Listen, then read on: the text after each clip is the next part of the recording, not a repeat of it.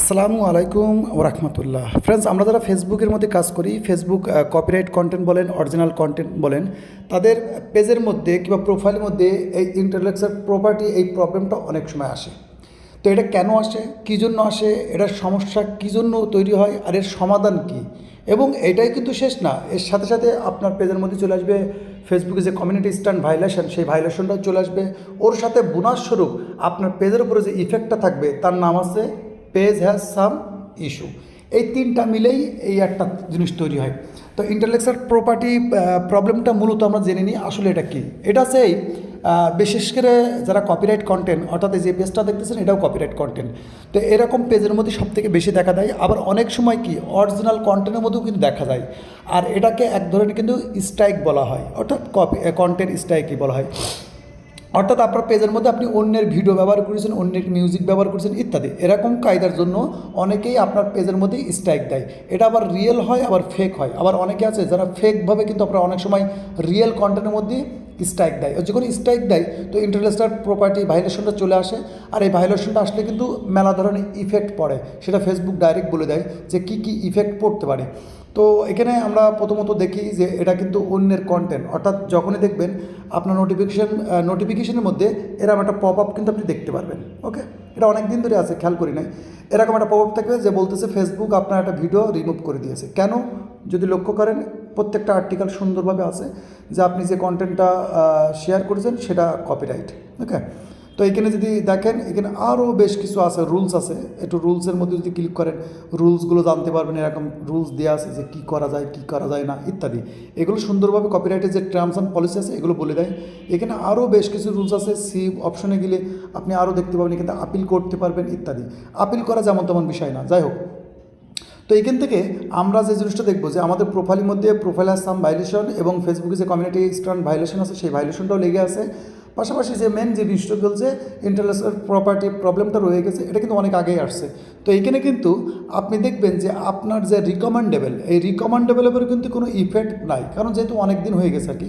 রিকমেন্ডেবলের মধ্যে ক্লিক করলাম, তো রিকমেন্ডেবল মধ্যে দেখেন এটা কিন্তু পেজ কিন্তু রিকমেন্ডেবল আছে, অর্থাৎ আপনার ভিডিও ফেসবুক অন্যের কাছে সাজেস্ট করতেছে, কোনো সমস্যা নেই। কিন্তু পেজ স্ট্যাটাসের মধ্যে যখন যাবেন তখনই আপনি এই জিনিসগুলো দেখতে পাবেন যে আপনার পেজের মধ্যে ভাইলেশন আছে। তো এটা সমাধান কি, সেটা হচ্ছে এই যে আপনাকে এটা সমাধান করতে হলে অবশ্যই আপনাকে অরিজিনাল কন্টেন্ট হবে। অরিজিনাল কন্টেন্ট যদি হয় তাহলে আপনি ফেসবুকের কাছে এখান থেকে আপিল করতে পারবেন, অর্থাৎ এখান থেকে আপিল সাবমিট করতে পারবেন। এটা প্রসেসিং কিন্তু ভেরি লং এবং খুব হার্ডি, যার তার কাজ না। যারা জানে তারা এগুলো স্টেপ বাই স্টেপ করতে পারবে। যদি আপনি বলেন যে ভাই আমার তো নিজের ভিডিও, তার মধ্যে স্ট্রাইক এসেছে, কারণ অনেকের নিজের ভিডিওর মধ্যে কিন্তু ফেক স্ট্রাইক অনেকে দেয়, ঠিক আছে, যারা বোঝে তারা জেনে শুনে স্ট্রাইক দেয়। তো আপনি চাইলে আপনি এইভাবে আপিল করতে পারেন ফেসবুকের কাছে, প্রুফ সাবমিট করে যে আমার নিজের কন্টেন্ট। এটা বিশাল লং টাইম প্রসেসিং আর খুবই হার্ডি, না বুঝলে এটা যে সে পারবে না, আমি সহজে বুঝবো না, কারণ এখানে বেশ কিছু স্টেপ আছে যেগুলো ফেসবুক যে পলিসি আছে, রুলসগুলো আছে, এগুলো আপনার ভালোভাবে জানা লাগবে। কারণ সেই সময় যখন এই স্টেপগুলো আপনাকে দেখাবে সেগুলো আপনি বুঝতেও পারবেন না, করতে পারবেন না। এই জন্য যে আপনার রিয়েল কন্টেন্ট হয়, ফেসবুক প্ল্যাটফর্মে অনেক হেভি টাইপের লোক আছে যারা এই কাজগুলো করে দেয়। আর আমরা তো প্রথমত আমরা কোনো কাজ কাউকে করে দিতে পারি না, এরকম সুযোগ থাকে না।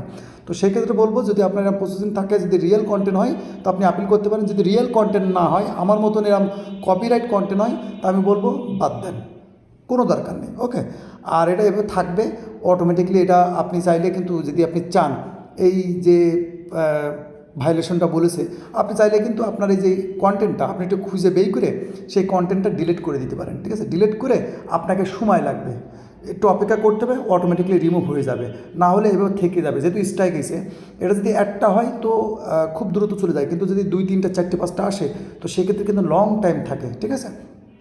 তো যদি আপনার রিয়েল কন্টেন্ট হয় আপনি স্টেপগুলো গ্রহণ করবেন। যদি রিয়েল কন্টেন্ট না হয়, আপনার পেজের যত ভিডিও আছে যদি কপিরাইট হয়, ভিডিও ফটো সব ডিলিট করে দেবেন, দিয়ে নতুন করে 2-5টা লাইভ ভিডিও আপলোড করে ওই পেজটাকে 2 মাস 3 মাসের জন্য ফেলা রাখবেন। দেখা যাবে পরবর্তী। ওকে, তো এটা ছোট্ট একটা ইনফরমেশন কিন্তু খুব গুরুত্বপূর্ণ, কারণ এই রিসেন্টলি কিন্তু অনেকের কিন্তু ওই যে ফ্ল্যাগ কন্টেন্টের মতন অ্যাভেলেবেল ফ্ল্যাগ কন্টেন্ট আসে, তো ওটা ফ্ল্যাগ কন্টেন্ট অটো চলে আসতে পারে, কিন্তু ইন্টেলেকচুয়াল প্রপার্টি কিন্তু এটা একটা স্ট্রাইক, অর্থাৎ আপনার পেজের উপরে একটা স্ট্রাইক দিয়েছে। তো যদি আপনার পেজের উপরে মাল্টিপল স্ট্রাইক থাকে সেক্ষেত্রে কিন্তু ওই পেজের উপরে আপাতত আপনার কোনো কাজ না করাই উত্তম।